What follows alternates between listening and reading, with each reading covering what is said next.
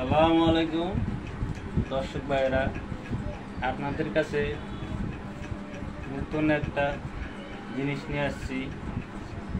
এটার একটা গুণাগুণ, চালের মাধ্যমে অশ্বরোগ কিভাবে ভালো হয়, চালের মাধ্যমে অশ্বরোগ কিভাবে ভালো হয়, এটা আজকে আপনাদেরকে আমি বলে দেব, বুঝিয়ে দেব কিভাবে এটা খাইলে ভালো হবে, কিভাবে ব্যবহার করা লাগবে, সম্পূর্ণ বিস্তারিত বলে দেব।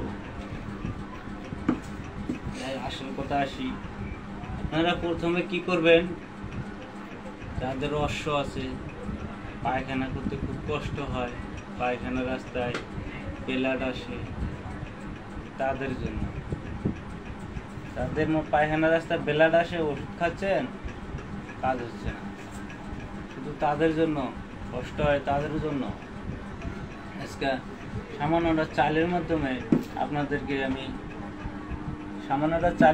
আপনাদেরকে আমি আজকে দেখা দেবো কিভাবে অসুখ ভালো হয়। ডাক্তারের কাছেও যাওয়া লাগবে না, আমি বলে দেবো। এবার আসেন আসল কথায়।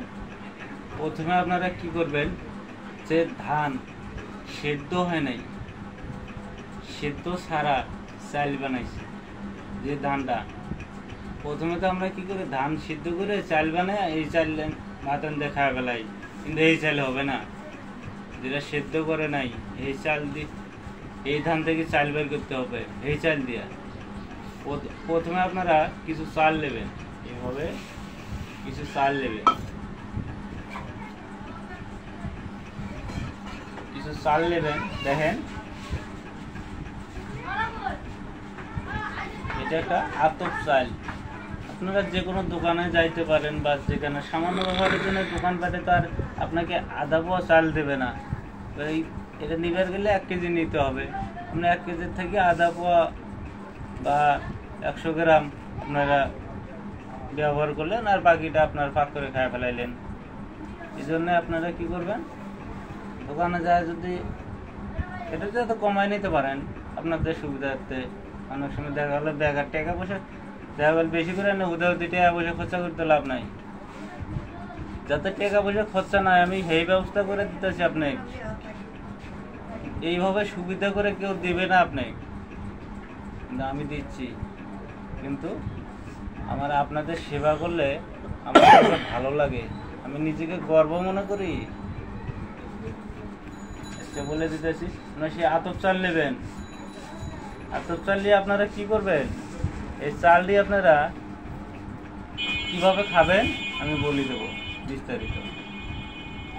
আপনারা সকালবেলা যখন ঘুম থেকে উঠবেন, দাঁত মোড়াইয়া মুখ ধুইয়া কোনো কিছু খাবার আগে সুন্দর পরিমাণ একটু চাল আপনারা মুখে দেবেন, একটু মুখে দেবেন। আমি তাও খায় দেখাতেছি আপনাকে, এটা মুখে দেবেন, দিয়া আপনারা কি করবেন, চাবাই একটু খাইবেন, চাবাই খাইবেন। চাবাই খাওয়ার পরে আপনি কি করবেন আমি বলে দেবো। খাওয়ার পরে কি করবেন আমি সব বলে দেবো। আপনি এইভাবে গ্লাস দিয়ে 1 গ্লাস পানি নেবেন, ফুল 1 গ্লাস পানি আপনি খাওয়া ফেলাইবেন।